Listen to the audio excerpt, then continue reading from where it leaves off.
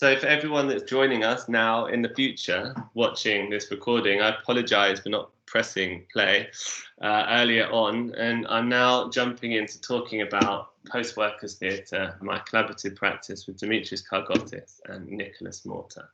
And this first slide that you're seeing is about the Lewisham Red Players, who were a kind of branch of the workers' theatre movement. So going back to my kind of interest in the workers' theatre movement, I'm going to read a quote from the basis and development of the workers' theatre movement, the worker theatre movement's first national conference, and this was in the 25th to 26th of June 1932.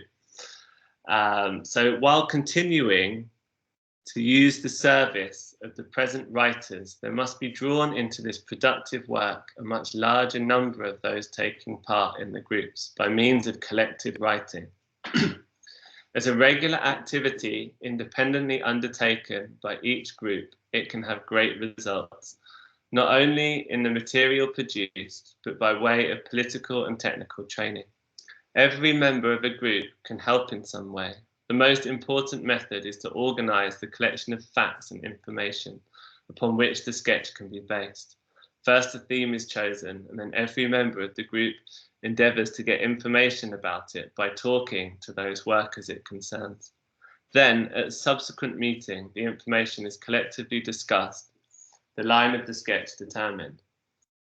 So we were kind of really interested in this idea of kind of collective writing and the idea of like, how do you kind of design a process to collectively research, explore and confront issues with kind of different groups of people? How can you make people actively involved in kind of researching, understanding more about the kind of context of issues that they're kind of involved in, and kind of to think about actions that they can take to kind of fight against forms of kind of oppression, and how successfully that was happening in some of these historic movements like the workers' theatre movement.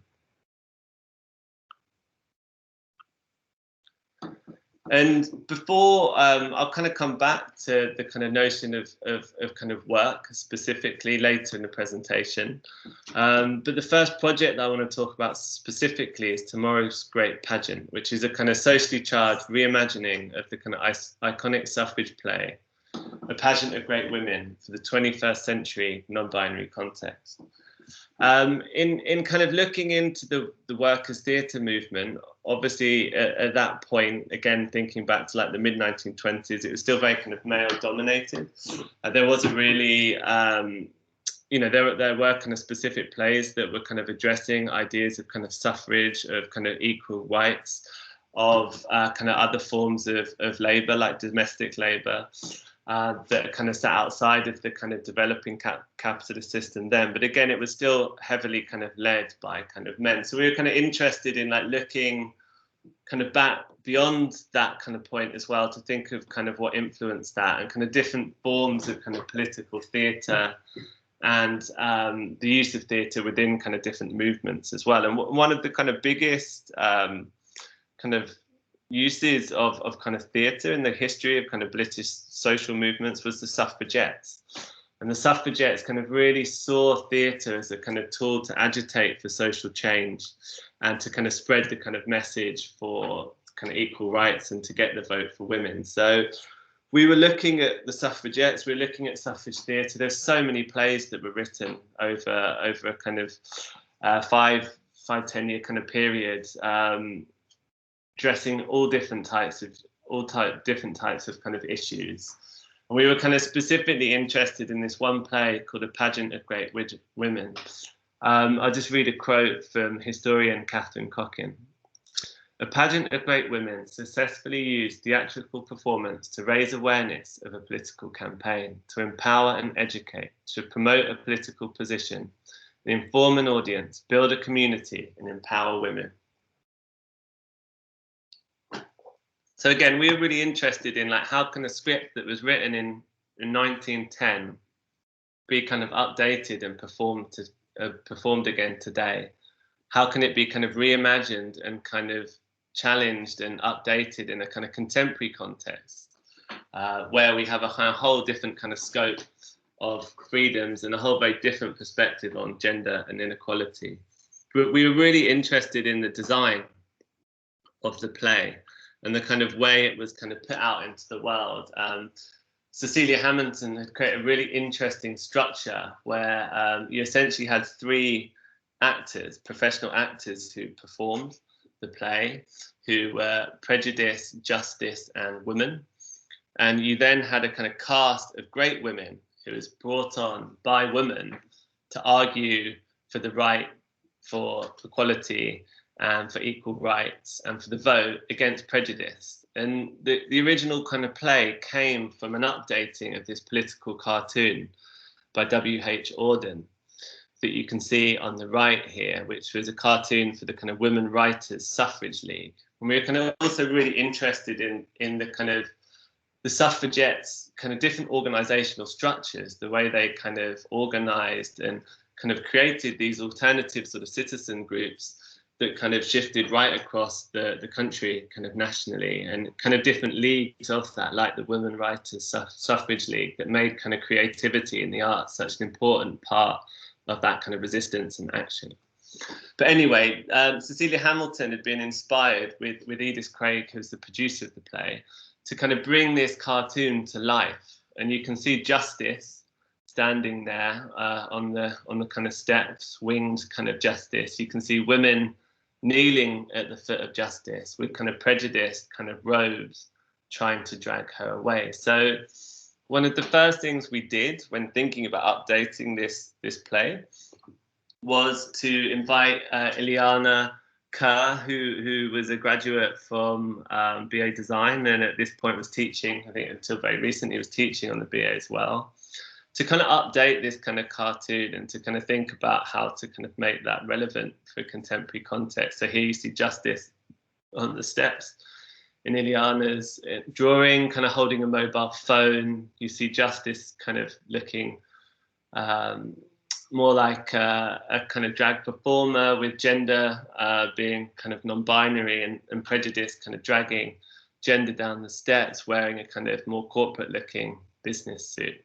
So I guess what's really important for us is how we work as post-workers theatre, and particularly in relation to kind of this production, was kind of how we would work with lots of other kind of practitioners and kind of people to kind of address this kind of collectively, rather than it just being kind of completely driven by us and kind of our kind of views. So again, we gave Ileana in this situation completely free rein to start to think about what the image meant to her and how it could be kind of updated. We then started to send that out and get other people involved and kind of interested in kind of coming together to kind of discuss the original script. I guess particularly for us as 3 cis white males, we wanted to create a really diverse kind of group, and bring in kind of different voices and kind of positions. We called the kind of launch event a kind of agit storming event, but again, a kind of educational brainstorming kind of session where we started to look at the original script and we started to question its values and discuss how it could be updated. And we brought together different kind of LGBTQ AI performers and kind of theatre makers. We brought together local activists, and we had a suffrage historian, a kind of journalist, and other kind of local theatre makers. And we kind of started this kind of collective conversation. So I'll just play an extract from the panel discussion as part of this. This is Quilla Constance, really fantastic visual artist and performer I'd recommend checking out. Well, there's a theorist I really like called José Esteban Munoz, who talks about sort of disidentification and basically kind of, what was the quote? I've written down a quote actually from him. I'll just, which I think it might be quite interesting to talk about in terms of how the play could be performed. So José Esteban Munoz has written a text called Disidentification, which looks at how those outside the racial and sexual mainstream negotiate majority culture, not by aligning themselves with or against exclusionary works, but rather by transforming these works for their own cultural purposes. Munoz calls this process disidentification. So I think maybe there's something in there with the kind of, I mean, we obviously with the drag culture, you have this kind of extreme irony already, somehow kind of planting a sort of viral kind of attack, strategic attack within a sort of hegemonic overarching narrative framework. And I think maybe that's a way of progressing stuff artistically. So we opened kind of all aspects of the original play, the content, the kind of form of the play, the kind of way it was performed, up to the kind of panel who discussed and brought in so many different ideas. I mean, I always think it's really interesting, regardless of what sort of projects that you're working on or how you're developing your work, to kind of think how you can bring in different people and how you can connect to a broader kind of set of positions. But yeah, just to kind of show how that worked in a bit more detail, here you can see a kind of extract from the script. This is very much really what you saw in the image from the kind of the political cartoon. So, justice enthroned, to her enters woman, pursued by prejudice. She kneels at the feet of justice. Justice, why dost thou cling to me? What dost thou ask? Woman, I cling to justice and I cry for freedom. Justice, is it not thine already? Woman, no, no. So in the discussion, we read different extracts like this, and then we kind of directly kind of scripted kind of questions that responded to those and kind of challenged some of the kind of values inherent within the kind of staging and kind of script. So what goals does justice imply? The original play focused on a specific demand for gender equality, the right for mostly white women to obtain the vote. At the feet of justice, woman declares, I cry for freedom. What conditions need to be considered to expand and reimagine this demand for freedom today? In other words, what scope of freedom do we cry for today? And again, that was kind of put to kind of discussion. And through that process, we started to kind of gather all of these kind of ideas to kind of use within the writing process. And I just want to read a quote from suffrage historian Naomi Paxton, which again hints at the kind of larger organizational structures of the suffrage movement.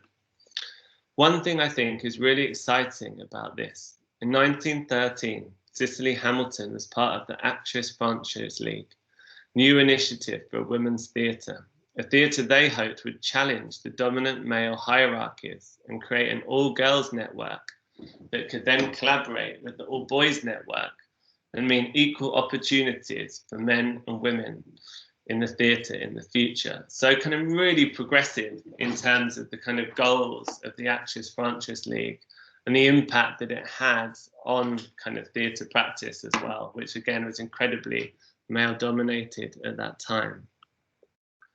And you can see here's just an image from the event, but we had this live brainstorming happening. So to kind of create that kind of feel, we had a kind of projector and you could see all of the notes and ideas being kind of written down as they were generated by the group. And for us, it's like everyone that was there, that was part of that event, that contribute ideas, are kind of featured within the kind of final script and output as contributors. That whole process was a kind of fundamental part of the kind of writing of a new text as well. So I'm just going to talk a bit through the workshop process. It's really important, I guess, to emphasize as well that this was a kind of community production. The production happened in Bedford, which is just outside of London. It's about kind of 40-minute train ride outside of London towards Milton Keynes kind of direction, going sort of north. I mean, Bedford's kind of a microcosm for the kind of electorate and a lot of other kind of communities. We were really interested in how you had a conversation about kind of gender and equality outside of kind of London and outside of spaces where it might be a lot kind of safer and kind of easier to kind of address some of these kind of issues, and also how the project could support different kind of community groups in Bedford as well to kind of voice their opinion and ideas. So we did 4 workshops a rehearsal and then had a kind of live performance over about a kind of 6-week period, I think, in the kind of production. And we did that in collaboration with Bedford Creative Arts, a kind of arts organisation that me and Dem had worked with before. And we did it with the kind of Place Theatre in Bedford, which is a local theatre. And we did a lot of legwork, running around and meeting groups and talking to people and getting them interested and kind of enabling them to kind of trust us as creative practitioners to get involved. Particularly, we ended up working with Q Youth Bedford. That was a kind of youth group for kind of 13 to kind of 20-year-old LGBTQAI peoples or people questioning their identity who kind of met at the Place Theatre on a weekly basis. So we also kind of came to some of their sessions as well and did some workshops with them. But yeah, so these workshops, I'll run through them really quickly and then I'll kind of show some more documentation of the performance. So workshop 1, filtering meanings and arguments into characters. We drew a lot through kind of participatory kind of theatre methodologies. So this is an image of image theatre that's taken from Augusta Boal, who's actually one of the references that I put into the kind of titling of this kind of lecture as kind of theatre of the oppressed. But again, Augusta kind of set out lots of different methods for kind of using theatre to kind of confront oppression and to kind of work collectively with different audiences and groups to kind of rework kind of situations. So in this kind of activity, different performers are kind of having to respond and quickly create a kind of tableau, a visual image to kind of different themes. And what we did is we kind of brought all of the content that kind of came out of the kind of Agitstorm session into the kind of workshop process. So here you see kind of quotes that were stuck up in the rehearsal room that we were kind of performing and learning in. These specifically relate to the kind of character of prejudice and how prejudice could be embodied in a kind of contemporary context. And so you can see things like institutional systems which contain overt prejudice, schools, etc. Language is a site of prejudice, how language perpetuates prejudice and discrimination, or TERF Twitter accounts for attacking me. So these are all kind of different kind of quotes that came out of that launch event that were brought in and kind of used for all of the participants to start to respond to and kind of build into the writing process. And as I said, like we really wanted to kind of create a safe space, a kind of open space that anyone could kind of voice, you know, really kind of personal, kind of political kind of issues and opinions. And kind of filter that into the kind of production and development of this kind of new script. So again, that kind of took time, and it took a kind of process of us collaborating with other really experienced kind of performers, like kind of Ray Filer and Claudia Jeffries, who came on board and kind of ran the production with us. Ray ended up kind of developing and kind of playing the role of Justice, and Claudia as kind of Prejudice. But they're both sort of feminist, non-binary kind of performers and kind of really leading kind of elements of that kind of discourse. So it was really important for us that we were working with them and they were kind of co-running the sessions with us as well.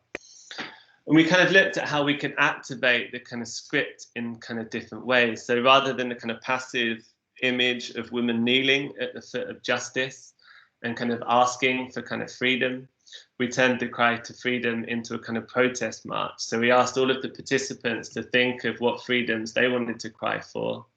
And they created their own kind of placards. So you can see here, freedom to make my own definitions, freedom from heteronormativity, my body, my rules, freedom. I cry for freedom from the patriarchy, family structure, to have ample downtime. And then this is the group kind of performing and kind of chanting their kind of cries for freedom. And this is Emily Ross. Emily became a really fundamental part of the project. Emily is a kind of trans woman from kind of Bedford and also a kind of sort of local creative and dramatist. And Emily came on board and ended up kind of playing the role of woman. What's the silence? God, he is silence him. Give me judgment. Give it. I give thee judgment, and I judge thee worthy to retain thy freedom.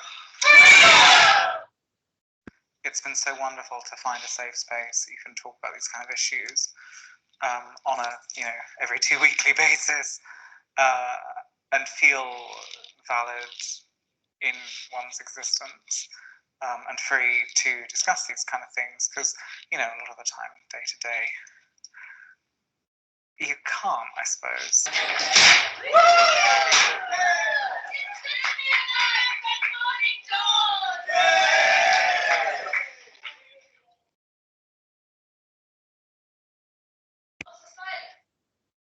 To us, the kind of relational aspect of the work is kind of so important, and having the time to kind of work through and kind of build up kind of material with the kind of participants.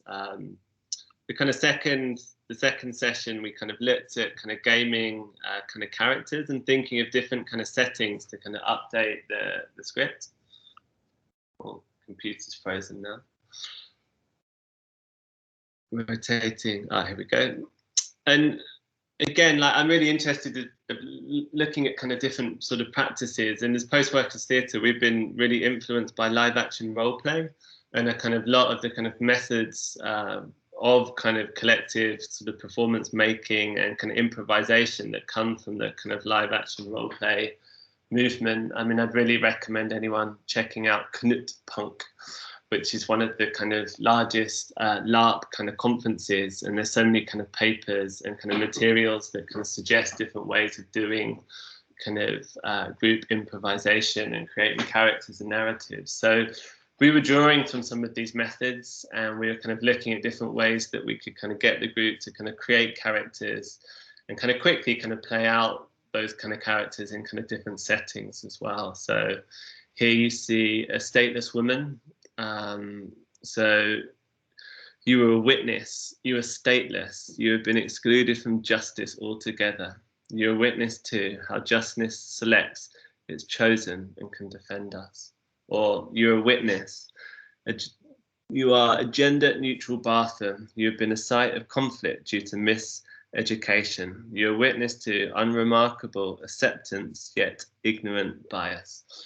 So the group started to quickly kind of generate these kind of characters as witness, and we kind of decided to kind of flip the kind of power dynamic of the kind of play. So rather than women being on trial, kind of prejudice was kind of being put on trial. So again, these kind of characters were kind of created and they were kind of performed in kind of different settings. So I think at this point I was being a offensive sexist t-shirt in a kind of complaints queue or kind of help desk with LGBT teenager and the stateless women. And we kind of did these quick improvisations, and then we used kind of other established kind of methods like kind of hot seating, where different members of the group took on a character and then were kind of interviewed in character to kind of develop kind of backstory and kind of position on those kind of characters. So this is Claudia kind of talking about kind of specifically her kind of role as kind of prejudice and in kind of running the workshops. Who would show that their leadership had put many a man to shame, and that their strength had put many a man to shame. Many a man to shame! I wanted to address who the burden of proof was on, because in the original script it's the case where a woman has to bring a parade, literally a parade of women before the court, before justice and before prejudice, to prove that woman is deserving of the same freedoms as men. But I was interested in why it's woman that needs to do that, and why it's almost kind of implicitly believed that man deserves all the freedoms that he gets, or prejudice deserves the freedoms. And so I was interested in maybe putting prejudice on trial, following the panel discussion, again examining justice, and maybe justice is being put on trial or being questioned. But I mean, how fair and how impartial is justice, really, and what influences justice, and does justice rely on prejudice in some ways in order to be decisive? So again, like, you really see kind of Claudia reflecting there on how all of these kind of archetypical kind of characters of prejudice, justice, and women kind of brought with them a kind of certain kind of set of power relations and kind of associations at that time, and kind of how they could be kind of completely reconfigured and kind of rethought in a contemporary context. And we're kind of really interested in this idea of working with allegorical kind of characters and kind of characters as symbols, and how kind of new meaning could be associated through that kind of process as well. So for the third workshop, we specifically kind of decided to kind of look back to look forwards, and we invited kind of trans kind of artist and performance maker Emma Frankland. Emma's practice is called None of Us Are Yet Robots. She's a really interesting kind of theatre maker and performer, does a lot of work with kind of rituals.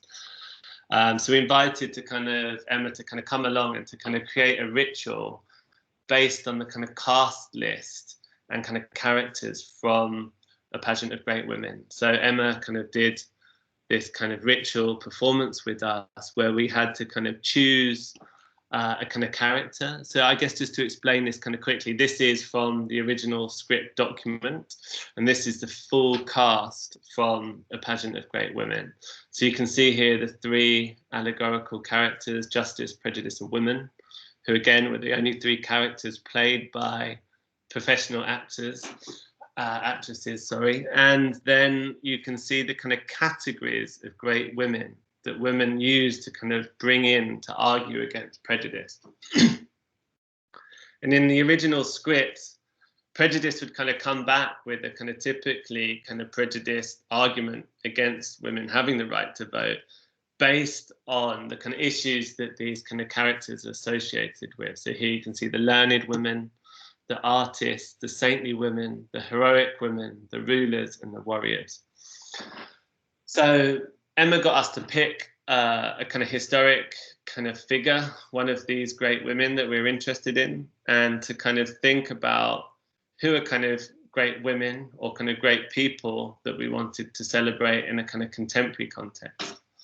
And to kind of look back at this script kind of directly in terms of influencing the kind of new ideas that were being created. And we did this through a sort of ritualistic kind of process, where we ended up having to kind of write in lemon juice and kind of heat them with a candle to kind of reveal the kind of names of these new great people that we wanted to celebrate, and kind of read them out in a kind of a sort of ceremony of kind of celebration and intimacy. And then here you can see this is a kind of extract from the kind of final script that we kind of published, but you can see how we have a mixture of kind of historic and kind of contemporary characters there. So you can have, let's see, it's good to read. Anyway, I'm Joan of Arc, and I present Claude Cahun, a neuter artist, writer, and photographer who worked against the rise of fascism in the 1930s. But again, everyone chose the kind of historic and kind of contemporary characters, and that became kind of part of the script. It was also really great working with Emma as a really experienced kind of theatre maker and kind of writer in terms of thinking about the kind of structure of reimagining this play. We ended up kind of developing with Emma kind of three really distinctive acts. So we had cycle one, which was then. So that was actually a kind of direct reenactment of the kind of courtroom from 1907 before the vote, and a kind of reading from the original play. We then had cycle two, that was kind of post-suffrage vote. So the same courtroom, decades after the vote, prejudice is back. So that was very much kind of looking at the kind of contemporary. And then cycle three, Our Voices, a liberated space sometime in the future. So that was a kind of a space of hope and a kind of a space for the group to kind of think about the kind of ideals and aspirations that they had for the future. And I'll just read a quote from the kind of workshop that kind of looked at how women as a kind of character might kind of move through those three different cycles. deviating from the status quo and then going back to it. What prejudice could do is women has this triumphant moment, but then in the middle stage, prejudice has the influences on justice, but also on women. So perhaps then you have this secondary women or gender or something, where it's like, we don't need feminism, or look at my sweatshop feminist t-shirt, something like that, where you have these points, where prejudice is not only playing, sorry, this is really annoying, playing with justice, but with women herself. So yeah, in the kind of final performance, kind of women almost became a kind of embodiment of Theresa May. Theresa May was kind of connected to sort of Bedford through kind of the awful institution of the Yarl's Women kind of detention centre, immigration detention centre, where women are detained while they're kind of awaiting kind of trial to whether they're going to be deported based on their kind of immigration status. Theresa May was kind of responsible for instating these kind of institutions when she was Home Officer at that time. And that kind of also linked to one of the other kind of stories that kind of came up through the kind of workshop, which was Theresa May wearing this is what a feminist looks like t-shirt that was found to be made in a kind of sweatshop as well. So again, like, women became this kind of temporary embodiment of Theresa May in the kind of second cycle. And then we kind of looked at kind of how could you use kind of performance to kind of play out different forms of kind of political speech and to kind of collectively write kind of arguments as a kind of dialogue.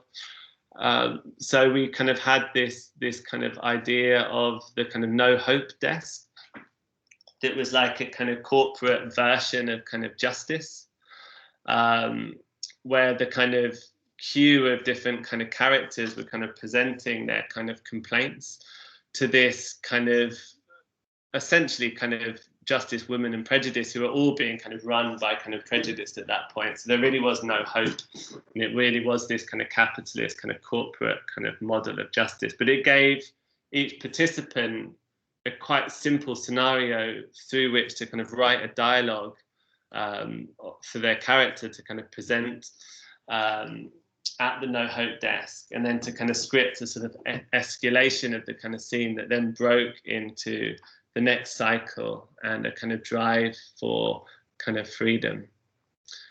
And again, it's like you'll see quite a lot of the characters that we were kind of using were also kind of allegorical, or they were kind of symbols. So we had characters that were like the algorithm, we had freedom of speech as a character, we had Juki, Didi, whatever, the industrial sewing machine that was used to make women's t-shirt. And the kind of use of these kind of objects, artifacts, symbols, ideas as kind of characters was really important part of the kind of writing process, and enabling the participants to get behind some of the kind of issues that they were wanting to address, but to kind of see them from different perspectives as well.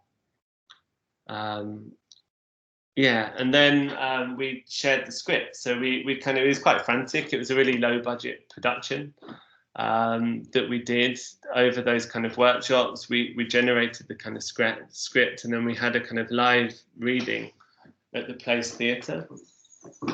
We used really simple techniques that kind of reference sort of agitprop theatre. So again, it was kind of very sort of minimal, monochrome kind of colours. We had in the original pageant, all of the great women had these sashes that had their kind of names on. So we kind of took those sashes and we kind of had the names of the new characters that we'd created as a really simple kind of way of kind of stating who those characters were.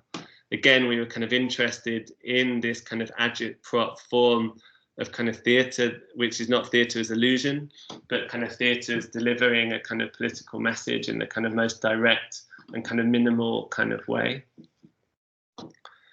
And we just kind of expanded on the kind of scenes that we'd kind of created, again with sort of minimal props and costumes. So here again, you can see the No Hope desk, you can see Ray Claudia and Emily kind of in role, and you can see one of the cast kind of reading out their kind of complaint to the team. And I'm just going to play a short extract from that kind of cycle. I am Judy DDL 5552, and the sewing machine was used to make that t-shirt. Hello again. I toil hour after hour, day after day. I'm tired, in need of servicing, love, repair, and some care. But care you do not. Not the women who labour over me, working 17-hour shifts to make your fashion statements. Bent over, tired and exhausted, I feel their pain. A foot, trembling with exhaustion on my pedal, tears and sweat. What do you have to say for yourself, woman? How can you be so blind, so unkind? Just look who you're sat next to. I'm not blind. Those women are perfectly entitled to work for a living. Follow their dreams. This is essentially a win-win situation. Women have their autonomy. I have this t-shirt. The only one complaining here, Yuki, whatever, is you. And you are an inanimate object. That t-shirt's great on my way. It's such a sexy statement. I don't think that anybody who supplies a t-shirt should be enough for this core floor. Dad, this is heartless. You can't see the wider message here. We can't let Christmas go on like this. They're corrupting everything. We have to be heard. Yeah, let's not queue or complain any longer. The women at Yarl's Wood are still suffering. Nobody forgotten, nothing forgiven. Justice can't be reserved for the elites anymore. Let's rise up and cry freedom! Freedom! Freedom! Freedom! Freedom! Freedom! Freedom! Freedom! All for Freedom! freedom from sin, heteronormativity. Freedom! What do we cry for? Freedom to move through public space without being hypervigilant. Freedom! What do we cry for? Freedom to be unremarkable. Freedom!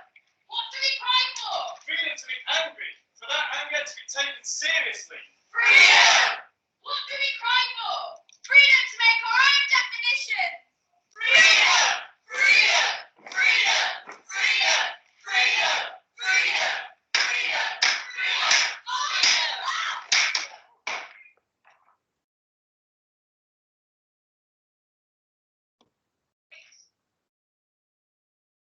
And then that kind of transitioned into cycle 3, where the kind of characters kind of broke out of their kind of roles and were able to kind of deliver their kind of own kind of positions in relation to the kind of cry for kind of freedom. So I'll just read a really quick extract of this. Justice, what on earth? The lead protester. We demand to be heard. You have grown old and your powers are weak. You are no longer impartial. Your system is not set up to be equal. Justice, I demand that this courtroom be cleared. I demand order. I demand to be listened to. Off with their heads. I demand order. Justice removes their wig and speaks as Ray, gesturing to the protest. Oh, who am I kidding? I love all this. I was getting far too caught up in the power of the role. I forgot for a moment who I am. Prejudice. Ha! Who are you? Ray. I am the future, and I'm here to change you. Company. Hurrah! Prejudice laughs until they collapse. Don't you remember me? Don't you remember how much fun we had? Come on, let's dance. And we kind of finished the end of the play with kind of breaking from the kind of artifice of the kind of production and kind of opening it up to a kind of discussion with the audience. So the cast all kind of moved forward to kind of sit with the audience. Some tea and biscuits were kind of brought out, and there was at the beginning of the play, as people have been kind of coming in, we'd asked people to kind of suggest a kind of character, to suggest a great woman or non-binary person that they wanted to kind of celebrate. And we had these kind of cards that we'd gave out, so they were put into this box. And at the end of the performance, they were kind of taken out by cast members and kind of read out and discussed with the audience. So it kind of finished in a discussion, and that's something that's really kind of pertinent or kind of part of a kind of strong history of kind of agitprop theatre. Again, it was something that was used a lot within the kind of workers' theatre plays as well. You'd have a kind of performance which introduced a kind of political topic, and then that's kind of driven through the narrative of a play, but then kind of finishes with a dilemma or finishes with a kind of question that enables further kind of discussion and kind of reflection around that kind of area as well. So again, you can see the kind of slips on the side there. So Tomorrow's Great Pageant is collecting great women / non-binary people. How do you define greatness? Who would you like to be included, remembered, celebrated?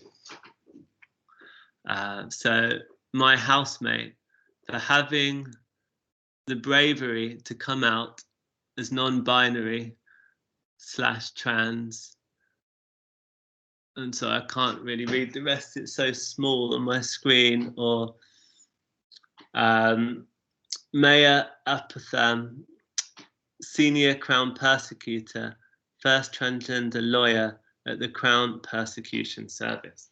So again, it's like we really wanted the final production to still have and kind of perform part of the sort of participatory structure of the workshops as well. And the idea that kind of every time that this might be performed, the performance would be completely different and kind of changed by whoever was in the audience as well. And we kind of, yeah, the kind of final outcome of the project was this kind of performative reading, and then a kind of script book document that has the kind of script, that has the structure, that has some of the different kind of material that we use, that also suggests that anyone else could then take this up and kind of use it as a kind of structure to develop their own reimagining as well, kind of using the same set of kind of participatory methods.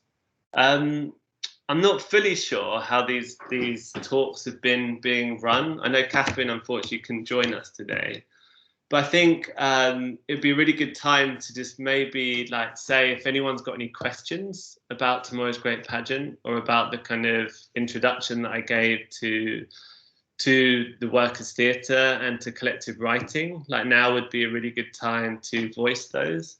I can get the chat up and answer any questions, and then we could have a break for 5 minutes or so for everyone to get a drink if they need to before I move into the second half of the talk, where I'm going to talk about another project that we did, Protestaroo, that also kind of looked back at a kind of historic moment of creative resistance and kind of how that could be updated for contemporary context. So yeah, any questions, put it in the chat. Oh, I'm sorry, I hadn't been following the chat, so I apologise as well. So for not reading these as we were going. So I'll just dive into some of these as they're here. So what's the definition of agitprop? So agitprop is agitational propaganda. And it comes from kind of revolutionary Russia and the kind of Bolsheviks and the kind of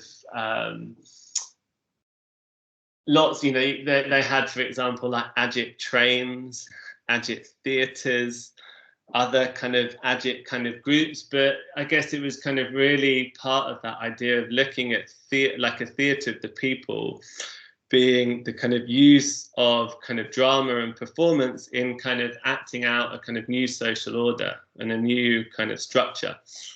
Through the kind of revolution, and theatre played a really important role of kind of education, educating, spreading messages, and kind of agitating for change, hence the kind of agit of prop. But yeah, agitational propaganda, as someone had answered. And I don't have subtitles, but I can share a documentary about that's got all of these extracts that anyone can listen to at a subsequent time. I'll put some links in the chat.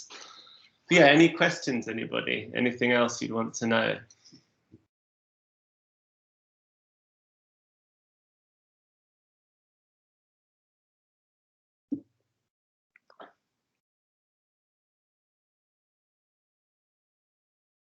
If not, I'd invite any of you to go and grab a drink, go to the toilet, do anything that you want for 5 or so minutes, and I'm going to start talking again at 5 minutes past 3. I'm also going to really quickly disappear and come back again.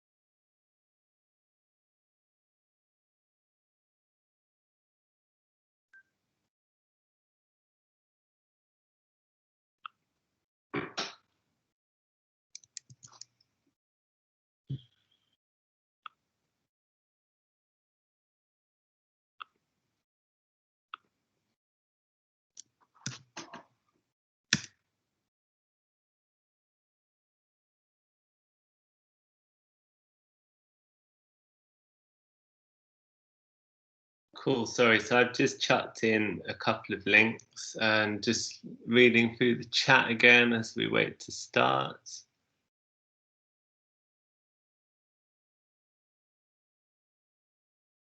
I guess the workshop and creative process in this project probably works well with almost any collaborative project that involves collaborations. But if you were to apply this to the zine, we have to write collaboratively. How would you apply workshop 2 as a possible way to adopt it into writing a zine? Does anyone, whoever wrote that question, want to come on and quickly elaborate? Or if not, I'll just say something. Sure. I'm not sure if I made it clear enough, but I found it quite interesting that all of these processes, like they were quite specifically related to script writing and I think theater, but I guess I don't really want to generalize this too much, but I think they were like really interesting workshops to generate ideas and connect ideas together and make like a collaborative product at the end. So I thought this might be, you know, like this whole process might be kind of like adopted into the zine making we have to do in a few weeks. So I was quite interested in how, I don't know, like gaming characters and settings might be like what is happening there in as a means of ideas and I don't know, exchanging thoughts. I'm not sure how, yeah. Yeah, I think something that worked quite well in the workshop was like the fact as well that we were dealing with quite complicated, kind of sensitive, obviously kind of political concerns. But the fact that we were kind of in gaming the kind of characters, we were kind of playing with these archetypes and symbols, that kind of really helps the group also with kind of finding different kind of characters that they could kind of speak through as well. So the fact something like a sewing machine or a gender neutral toilet could kind of become a character and could kind of have something to say. And it also related to kind of a more kind of object orientated kind of perspective of kind of exploring some of these kind of power relations as well. But again, we were drawing directly from some of these kind of existing kind of theatre games and existing kind of role play games as well. So this kind of exercise worked quite well because we just asked everyone to generate characters. We then kind of mixed them up, put them together, and we asked everyone to generate kind of settings. And it was very quick kind of improvisations where the kind of setting was kind of given, everyone was given their characters, and then a kind of scene was played out for 5 minutes. And there was kind of no emphasis on worrying about the material that kind of came out or kind of being precious. It was just about kind of playing it out and kind of then kind of thinking about what came out of the improvisation and how that could be kind of worked. But we were doing that kind of performatively and recording it, but it works just as well with writing. There's kind of lots of examples of kind of role play, kind of tabletop role play games that use kind of similar structures to kind of enable groups to write a story together and to kind of generate material. So I think definitely, I think there's a lot there to kind of draw from. I'll just quickly, hopefully my internet will work enough for me to do this, but I'll just throw in a link to Knutpunken that I mentioned. It's the kind of LARP kind of conference that has lots of, oh, there we go, Nordic LARP Wi-Fi, that has lots more kind of reference and kind of ideas that kind of relate to this form of kind of collective theatre making as well.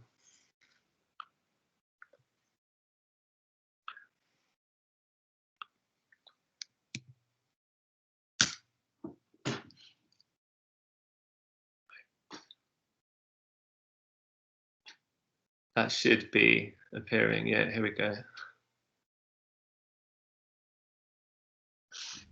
Okay, and another question that I'll read quickly before starting on the next project as well, from Ashley. Very interesting. How would the collective respond to criticism that this project that is meant to be participatory design is likely to be seen by the people who would actually need to see it?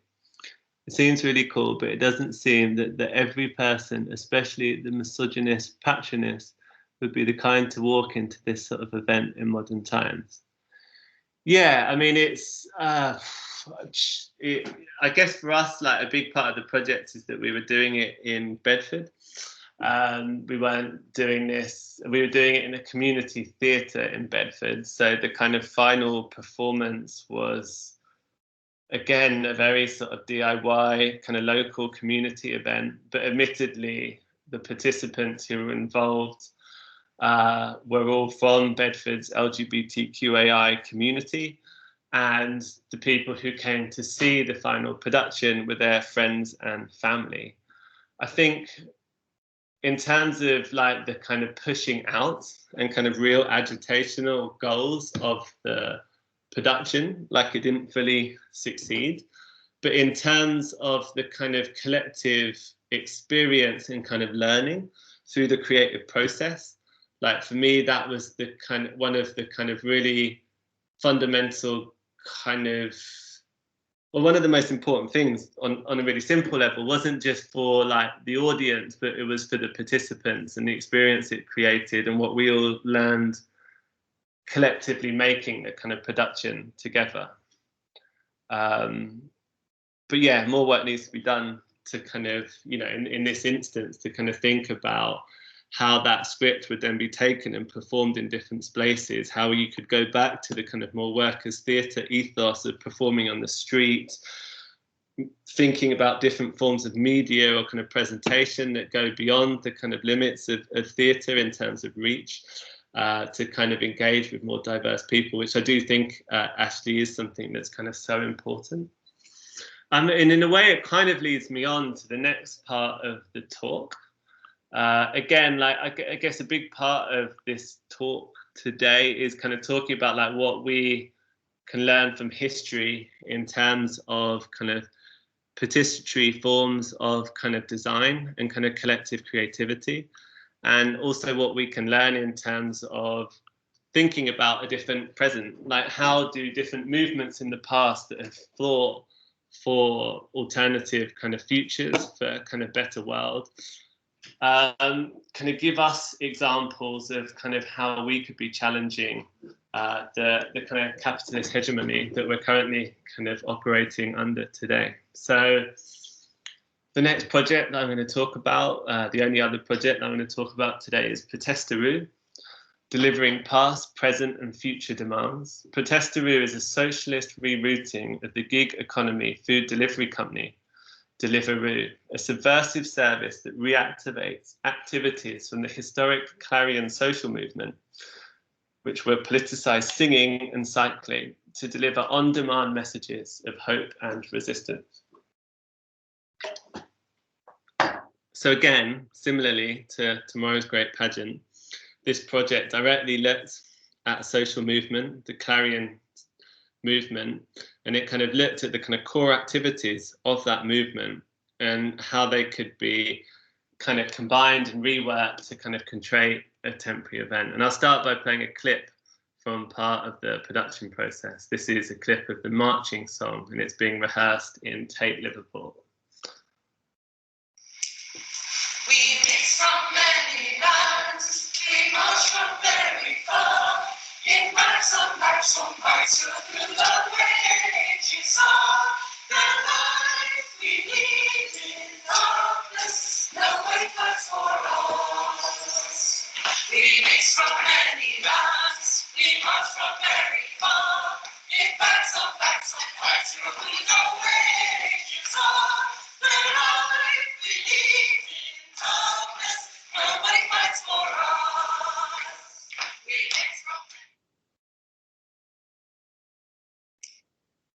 So again, the Clarion was a kind of really, really kind of interesting kind of socialist movement that kind of originated at the kind of turn of the kind of 20th century and was a response to industrialization and the hugely damaging effect that kind of industrial capitalism and mechanization was having on people's health and kind of well-being at that time. And kind of it was driven from a lot from kind of cities like Liverpool and Birmingham that were, you know, big industrial cities that had kind of changed so quickly and so drastically and were incredibly polluted and generally not the nicest of places to kind of be at that time. So we were kind of interested in looking at kind of how the Clarion had developed, its kind of social political context then, and kind of like what the kind of value of kind of re-engaging with some of these kind of Clarion activities in a contemporary context would be. So we are kind of particularly interested, again, this comes back to the kind of work element of post-workers theatre, but kind of thinking about the kind of gig economy, thinking about kind of the kind of sort of rise of kind of precarious employment and kind of state of precarity that we kind of find ourselves in, and kind of how some of these kind of sort of forms of kind of labour within the gig economy kind of blurred within kind of previous kind of notions of kind of leisure as well. So yeah, here we have protesters from Deliveroo kind of out on a kind of industrial action. We don't have protection and they don't care. So that notion of kind of care. And again, here we have a kind of postcard from the it's the Clarion Cyclists from Bolton Wood Street Socialist Club, 1939. So we have nothing to lose but our chains. And again, like this women kind of cycling group, kind of using cycling as a kind of form of activism and kind of collective solidarity. So we were kind of really interested in how the kind of Clarion movement was kind of built on these different leisure activities, singing, cycling, hiking, theatre, and how it used these kind of activities to try and give people a break from the kind of toil of kind of factory work, and to get out of the city and to come together and to discuss kind of different ideas about kind of structure and organisation of society, kind of predominantly to kind of engage with sort of socialist kind of ideals. So we were commissioned by Tate Liverpool to do an event as part of their kind of Tate Exchange programme. And we decided that we'd kind of, similarly to Tomorrow's Great Pageant, create a kind of collective event where we bring different people together to kind of discuss the Clarion movement and discuss how we might kind of activate and respond to different components from it. And we called this 3-day workout. So 3-day workout hosted several participatory events, including a film screening, a self-publishing workshop, a sing-along protest choir, and the collaborative action Protestaroo, a cycle choir troupe delivering on-demand musical messages of hope and resistance to locations around Tate Liverpool. The Clarion kind of took its name from the socialist newspaper at the time, the Clarion, and the Clarion, as you can see from the political cartoon on the left, literally means like the trumpet. So it's like a kind of sort of voicing, a shout out of sorts. So this is a quote from the kind of founder of the Clarion. The policy of the Clarion is a policy of humanity, a policy not of party, sect or creed, but of justice, reason and mercy.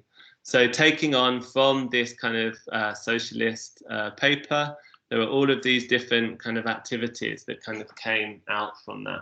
So this is one of the soup kitchens that you can see out kind of being kind of taken around to kind of feed the kind of starving people in kind of Liverpool, I think that image is from. This is now frozen and oh no, here we go. And we were interested in that at the time we were working with Birmingham City University. Birmingham still has a branch of the Clarion Cycling Club, and it was where the kind of Clarion cycling clubs were kind of founded. And we were going to Liverpool to do this project as part of the kind of Tate Exchange, and the Clarion had a really kind of active kind of group and kind of life around kind of Liverpool as well. So I'll just read a little bit about what was happening with the Clarion in the late 1800s in Liverpool. Liverpool Clarion Cycling Club announced to its members in the Clarion that there would be a big send-off for Julia Dawson's Clarion van from the Chester Marketplace at 4:30 p.m. on Saturday the 13th June 1896. 2 members of the Clarion board would be present: Bob Mason, Lone Scout Joe, the wagoner O'Donnell, and his son Will, all 3 veterans of the Liverpool Soup Clarion van. On the appointed day, thousands of well-wishers turned out in brilliant sunshine to see the first Clarion van on its way, headed by the Liverpool Clarion brass band and followed by a column of 50 Clarion cyclists and a crowd on foot marching to the empowering strains on the Marseillaise. So again, you kind of get a sense of a sort of Clarion event and the kind of energy and the kind of different types of sort of participatory action that was kind of present then. This is the kind of logo that you can see kind of designed for the kind of Clarion Cycling Club. The top images is the contemporary logo that's still being used today. And below that was a kind of cartoon-like image designed by Walter Crane. I don't know if any of you are familiar with kind of Crane's work, but I really recommend checking out his cartoons from the Cause. Again, it's really interesting how kind of designers and artists like kind of Crane and Morris were kind of really influential in kind of creating a sort of visual language for the kind of British socialist kind of movement at that time. And this is a quote from the founder of the Clarion cycling movement. The Clarion cyclist is a socialist utilizing his cycle for the combined purpose of pleasure and propaganda.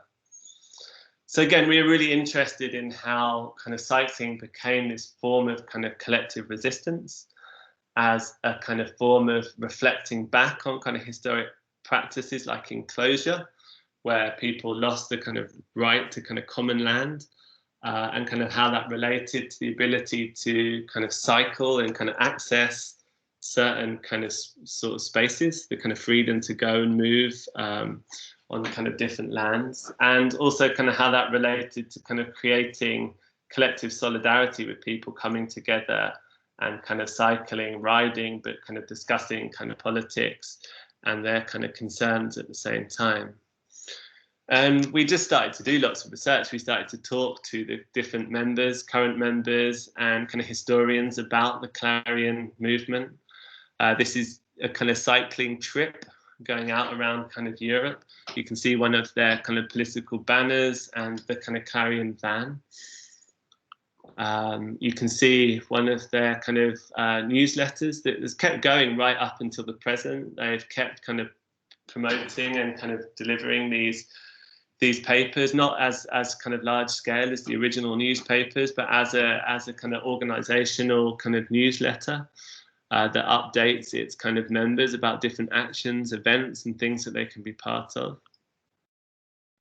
And as part of the 3-day workout and the event at Tate Liverpool, we kind of delivered a sort of archive. So we kind of had all of this material and these resources that people who kind of came could kind of look through, read up, learn about the history, learn about what the Clarion's doing now, and kind of could get involved in kind of Protestaroo. So it's kind of a Protestaroo kind of HQ and kind of archive. And that included what you can see someone standing over and looking in the back there, which was a kind of map of Liverpool.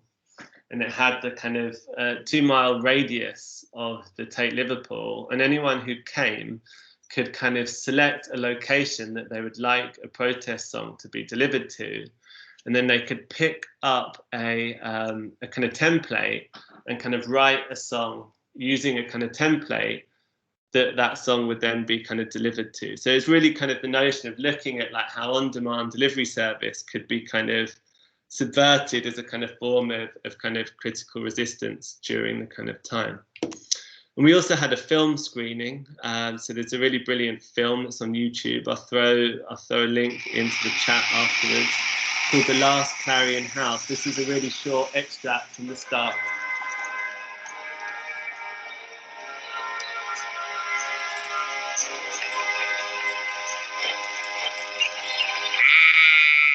This is proper working class history. It's basically a wooden hut in a field, isn't it?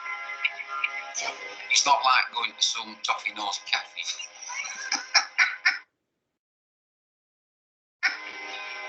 The Clarion called for all socialists to gather together, come and spread the news.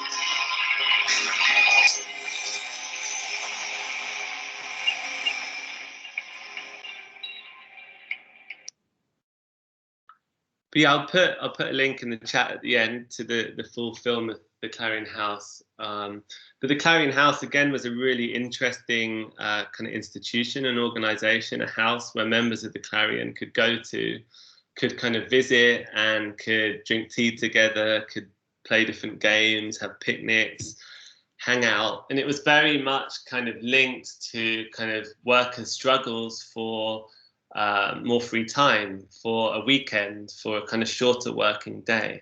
So organisations like the Clarion played a really important role in terms of trying to encourage people to kind of campaign for kind of more free time, for the right to leisure, for the right to really important things we take for granted now, like a weekend and time off work. As part of the event, we also brought Professor Peter Cox, who's a kind of cycling kind of academic and activist. Peter's written a kind of couple of different books on kind of cycling cultures and cycling as kind of activism, and these are a couple of quotes that kind of came from his talk that are kind of really important in kind of why we thought the kind of Clarion is such an important organisation to be kind of looking at. So the Clarion asserted the right of the worker for leisure and therefore the time to have leisure. For an urban workforce, it appropriated the countryside that had been taken away by enclosure. Cycling actually allowed people to transform their lives again by reconnecting with what had been lost 1-2 generations back. The Clarion as well set up workers' choirs. It set up other sorts of musical programs, all sorts of cultural activities that said culture doesn't belong to the elites. Culture belongs to everybody, and everybody creates culture.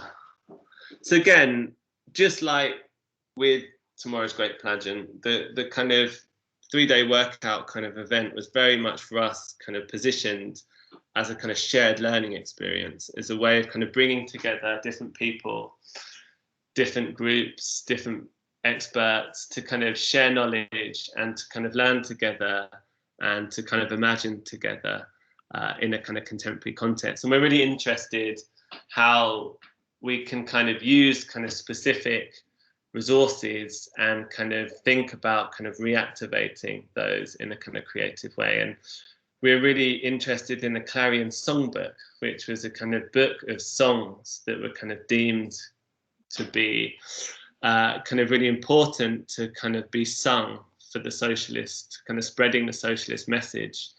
And yeah, I think there's over 100 songs in the Clarion Songbook. And we kind of wanted to use this songbook as an active resource. And we were working with the protest choir in Birmingham, the Angry Margaret Protest Choir. So we gave the kind of choir the book. We asked for them to kind of read through the book and to kind of choose a kind of song that they would like to kind of update and rewrite in light of the kind of context of the gig economy and Deliveroo. And they chose the kind of marching song that you heard being performed earlier. And that was kind of written to be sung while we were kind of out on the bikes, riding from location to location to deliver these other kind of protest songs that were collectively written at the Action in Liverpool. So again, like we just created a zine, really simple document with the kind of songs, the updated songs, and kind of space for the new songs to be added. And we were kind of interested in how we could kind of dissect some of the narrative structures within these kind of songs that were going to, again, kind of very much songs delivering kind of political messages as a way of kind of reflecting on kind of contemporary issues. So one of the other songs that we chose to update is What is the Use in Dreaming? So what is the use in money? What is the use in work if we never have time to enjoy it? We're working the whole day long. I dream of a permanent contract, no more 0-hour pain. I may be a full-time worker, but watch my wages drain. But what if we work together to shorten the working week? We sing for a basic income to break the credit chain. So that song has got 3 kind of, clear components. It's like, what's the issue? What action can we take? And how could that improve the situation? So we were kind of interested in how we could turn that into a kind of template that anyone could come in and kind of inject their own concerns into. And we also just found a kind of choir in Liverpool that we could work with. So we worked with the Liverpool Socialist Singers, a kind of active socialist kind of protest choir who are kind of still acting and kind of feeding into lots of different campaigns and events in Liverpool today. So this is a quote from Dee, one of the socialist singers, talking about why singing is an important form of agitation and protest. It's a wonderful way of getting the anger that you feel into something productive, or getting the sorrow that you feel and the sympathy that you feel for people that are suffering under a terrible government. It's a way of making a link with them. So again, it kind of really reflects on the idea of kind of singing as a kind of form of solidarity, of a form of kind of connecting on an emotional level with different people about the kind of hardship that they face, something which is so important in times like now that we're kind of currently kind of living through. So we worked directly with the Liverpool Socialist Singers. We were really interested in how we could bring together this kind of older socialist group with the kind of younger, more youthful group from Birmingham, and how these two different choirs could come together with different styles to kind of work collaboratively over the kind of weekend event. And obviously we kind of designed the kind of aesthetic of kind of protest-to-roo, these kind of bibs as a sort of uniform, and the kind of banner based on kind of mixing the sort of Clarion style with the kind of corporate aesthetic of Deliveroo. And here you see the delivery map that I said. So you see people kind of picking locations and thinking about different issues that they think could be kind of important to voice in a certain kind of place. And then you can see on the right-hand side the templates that we created. So we create these certain questions as kind of provocations, and we kind of essentially redacted text from the original songbook that created place for people to kind of finish in the kind of the verse to kind of create their own songs. So on the first day we had the talks, the film screening, and everyone was then invited to kind of write these new songs and to kind of pick locations on the map. And on the second day, we kind of went out and kind of performed those. So again, here you can see another version of what is the use in dreaming, and where we'd written the kind of fill-in spaces to create your own protest song, and kind of simple questions like, what do you dream of? How does working affect you? How would you like to be treated at work? What else could you be doing if you weren't found forced to spend most of your time working? What does a better work-life balance look like? What kind of work do you do? So again, kind of how these sort of open structures could enable people to kind of participate, and then kind of see their material being activated and kind of performed by the choir. This is one that addressed the university. What is the use in thinking when all that happens is admin? If we always work to learning outcomes, we're wasting the whole day long. I dream of a place to dream more, no more telling students what to be. We may be sitting in isolation, but we share a world of thought. But what if we work together to change the way we learn? We sing for a better future to break the rule of the dull. So the songs were written, and then we all we managed to like get all of these bikes, which are the bikes that you, a bit like the Boris bike, that you can kind of pay for. So we used a bit of the funding to hire all of these bikes for the day. And we donned our protest-to-roo kind of bibs, and we went out and we kind of rode around Liverpool through different spaces, singing our kind of marching song, our updated version, and then kind of performing different songs in different locations. And it really was like a kind of joyous experience. It was really fun, kind of everyone coming together and going out on the bikes and kind of delivering these kind of messages. And I just play a video. This is us kind of performing a specific song that we wrote for the Flat Iron. That's a location that was a kind of community kind of park and garden that was under threat from a kind of corporate housing development.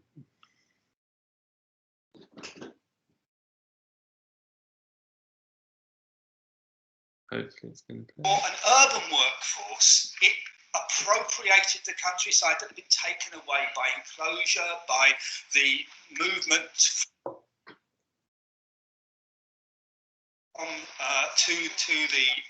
to the factories. That demographic shift, that cycling actually allowed people to transform their lives again by reconnecting with what had been lost 1-2 generations back. Music and movement, when all that happens is lost, you feel so old and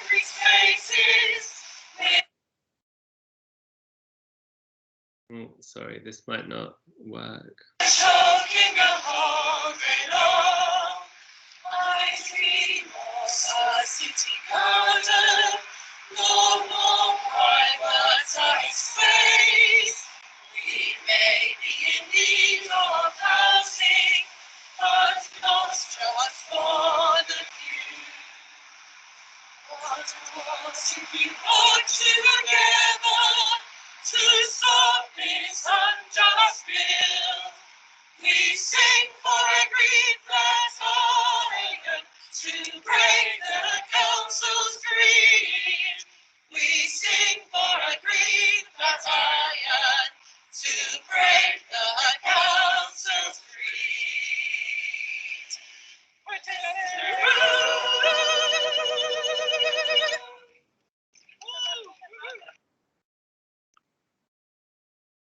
It was nice, actually. We were able to then give a video that we'd kind of filmed from the kind of performance at Flatiron to the kind of community organisation that sort of used it in part of their kind of campaign to stop the kind of development. So we were kind of really interested in how, kind of centering from the kind of tape, we could kind of branch out and we could go to different locations and we could kind of connect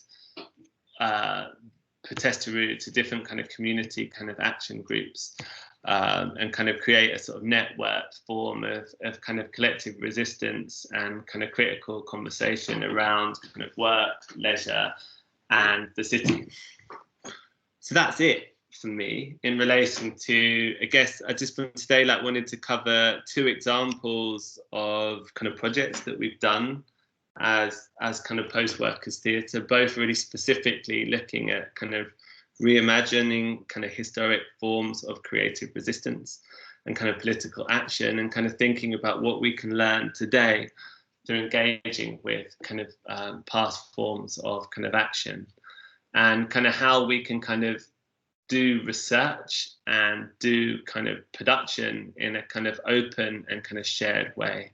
I mean, I started the talk by talking about how we came to come up with the name of Post-Workers Theatre and kind of structured that as a kind of shared kind of practice, kind of based on a book that we'd written from the kind of history workshop about the workers' theatre movement, and kind of how that kind of even notion of the kind of history workshop as a kind of bottom-up form of kind of history, of a way of collectively workshopping and kind of researching kind of historic together, kind of directly sort of informs the kind of way we work and kind of produce kind of collaborative kind of productions, and the way we think about kind of creative resistance, and kind of what can be kind of learned through working together with people in different ways. I guess this last slide is a bit of kind of further reading for anyone that's kind of interested in kind of political theatre. Again, as I mentioned previously, that the kind of British workers' theatre movement was influenced by kind of revolutionary kind of theatre and kind of agitprop coming from kind of Russia. This is a really brilliant book, Revolutionary kind of Acts, that kind of looks at the changing role of theatre throughout the kind of history of the Soviet Union. And again, that kind of form of kind of theatre kind of travelled from Russia to kind of German agitprop to kind of famous directors like Brett and kind of Piscator before him, across to the UK, and has had so much influence in kind of forms of participatory art and design today. So yeah, I'll just try and come out of here back into the teams, and I'd like to open it up to any questions that anybody has.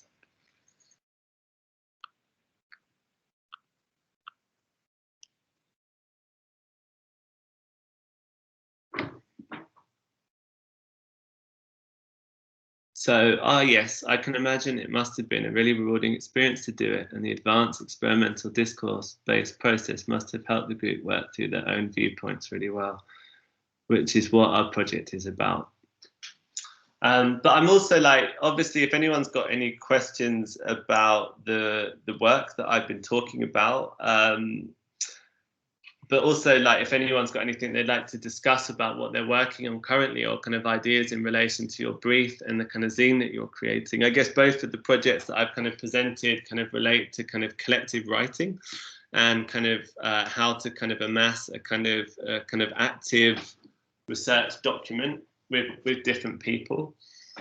But again, I think it's really interesting to kind of think about the kind of zine as a kind of really important kind of active kind of document that has been so prevalent in kind of lots of sort of activist kind of groups, and how a zine in itself can include kind of instructions, scripts, kind of different forms of kind of text that also implies kind of something that can be performed and something that can kind of happen as well. I mean, that was very much our kind of interest with Protesta Rue and the Clarion Songbook, is like looking at this kind of historic songbook as an active document and something that can grow and change and kind of feed into a kind of contemporary context, but also something that's cheap and active and that anyone could have and hold and sing along with the kind of protest choir.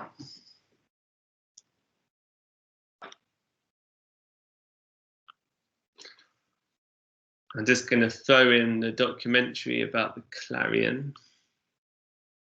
I was going to play this as part of the talk, but I just thought it wouldn't really work over YouTube. So I'll put this into the chat now for anyone that wants to watch this. Again, I think the Clarion is such an interesting progressive organisation that kind of looks at community, solidarity, and kind of collective well-being in a kind of way that's really important for our kind of present sort of situation as well.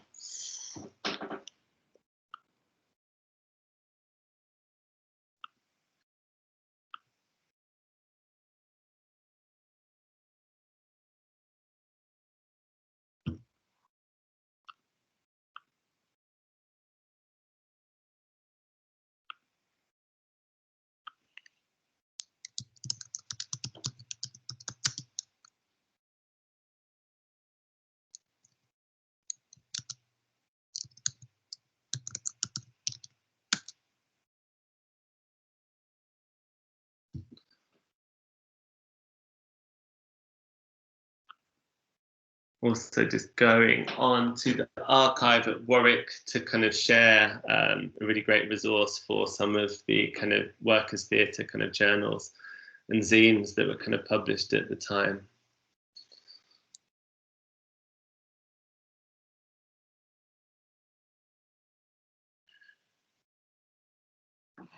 If my internet doesn't completely die before it opens.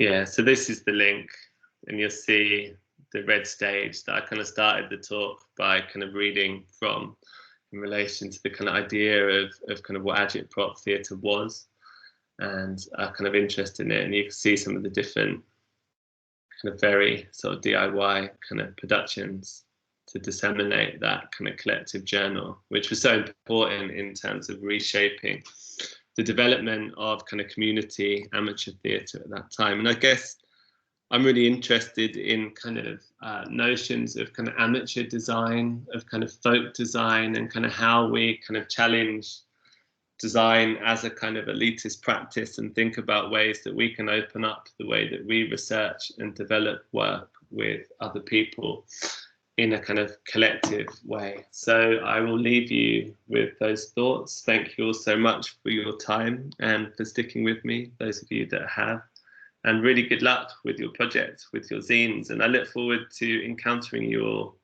in a slightly less strange situation when I can actually see you or engage with you in some more direct capacity in the future. Take care, everybody. Bye. Thank you. Thanks.